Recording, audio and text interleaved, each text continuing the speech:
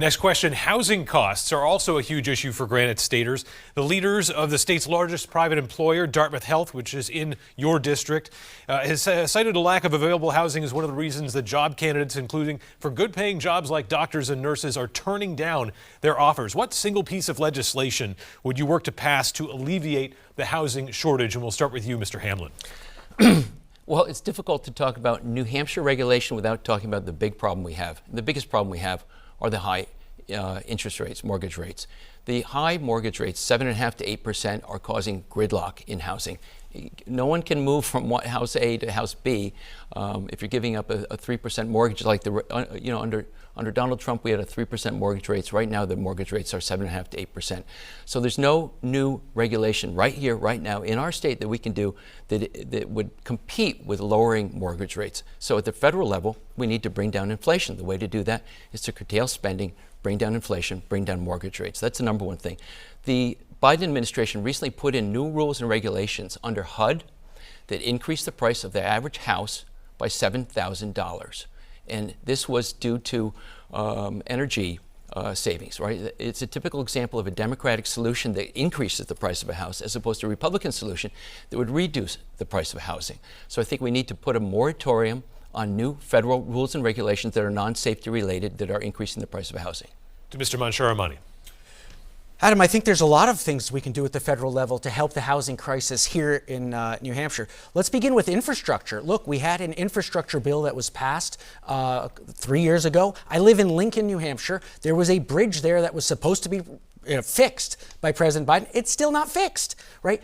If we get infrastructure put in place, whether that's water infrastructure, electricity infrastructure, roads, bridges, highways, we will also enable the construction of housing.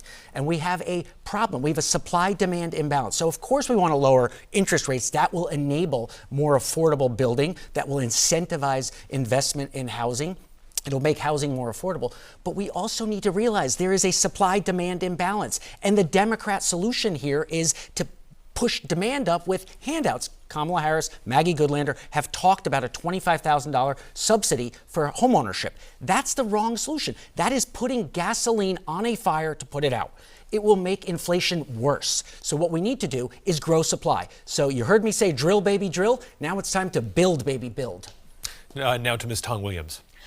Well, Democrat solutions always use the federal dollars we don't have. Let's print some more, give more credit to people, and artificially drive up the prices. You know, they're even more ridiculous. They're talking about giving illegals in California to buy homes with taxpayers' money.